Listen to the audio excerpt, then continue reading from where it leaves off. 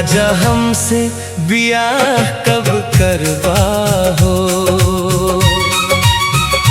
कहिया से दिलवा के बात छुपैबा हो।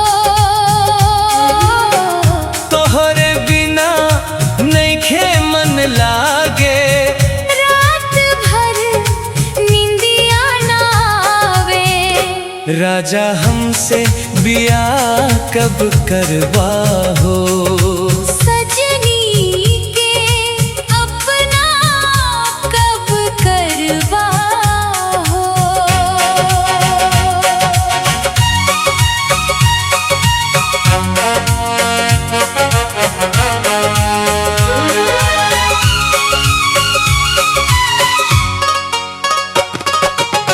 चांदनी रात में तोहरे याद सतावे।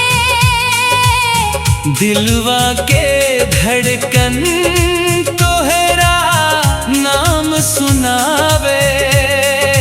सपना में आवे रोज तोहार चेहरा।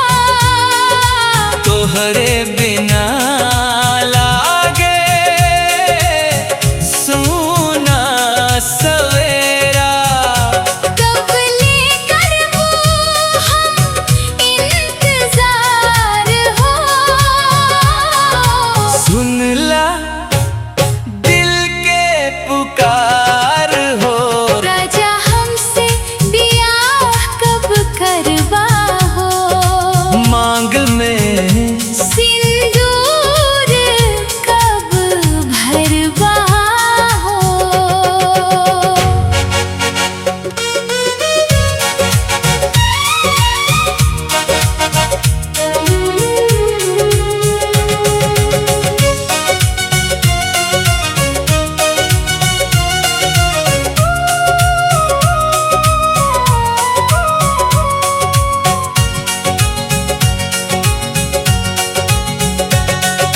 झुमका कंगना सब तैयार बा।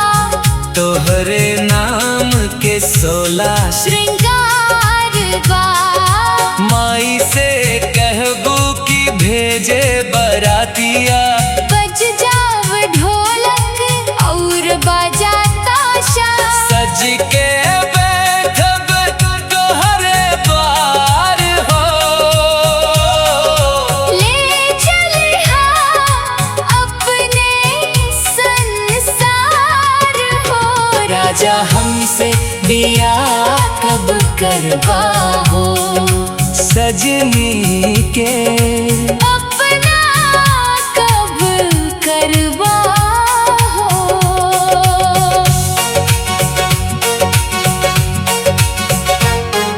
सावन भी आइल फगुनवा भी आइल। दिल के अरमान अब लुकाई न जाइल। तोहरे भरोसे सजनी बैठल बारी। प्रीतिया के ज्योतिया जियरा में बारल बाड़ी। आजा बन जा हमारे श्रृंगार हो। जन्म जन्म के प्यार हो। राजा हमसे बियाह कब करवा हो। मांग में